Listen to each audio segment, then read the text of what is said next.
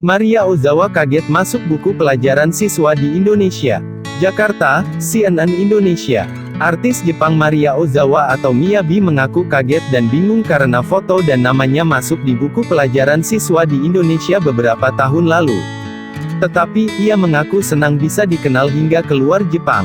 Hal itu diungkapkannya kepada komedian Indonesia asal Jepang, Daisuke, dalam kanal YouTube-nya, Daisuke Botak pada Sabtu, 13/2.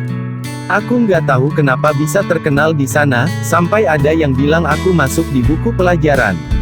Heh, sebentar, tuturnya. Miyabi melanjutkan ketika itu ia mendapati foto dan namanya berada dalam sebuah buku pelajaran bersama dengan nama-nama tokoh besar lain.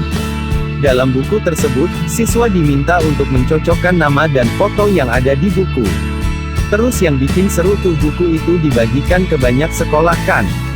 Nah, itu jadi masalah buat orang tua murid dan guru yang tidak terima fotoku bisa masuk di buku pelajaran, dan akhirnya jadi besar, lanjutnya. Miyabi pun mengaku ikut kaget saat mengetahui hal itu semakin ramai di Indonesia.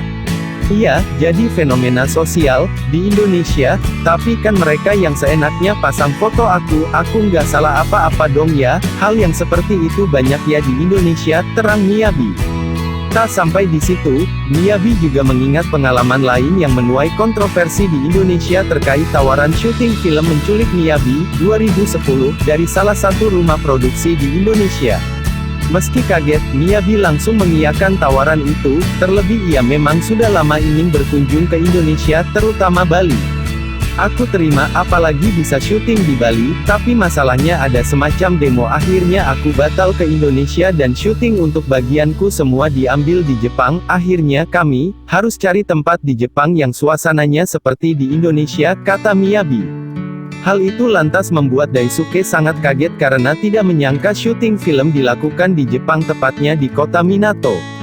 Film yang disutradarai oleh Vindo Purwono HW ini juga dibintangi Niki Tirta dan Herfiza Novianti, Kevin Julio, dan Rizky Mochil.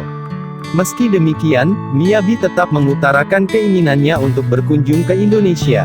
Aku senang banget bisa dikenal dan dicintai orang-orang Indonesia, tapi ketika cinta itu terlalu kuat kadang itu jadi bumerang bagi diri sendiri, maka dari itu aku nggak mungkin sendirian ke Indonesia. Jelas Miyabi. Di depan Daisuke, Miyabi mengaku mendapatkan tawaran proyek kolaborasi dengan perusahaan vape di Indonesia.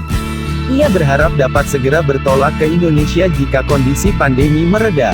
Dalam kesempatan ini Miyabi yang mengaku doyan makanan pedas terlihat gembira saat menerima hadiah beberapa makanan ringan khas Indonesia, mulai dari sambal mata Bali, mie goreng pedas, hingga kopi dari Toraja.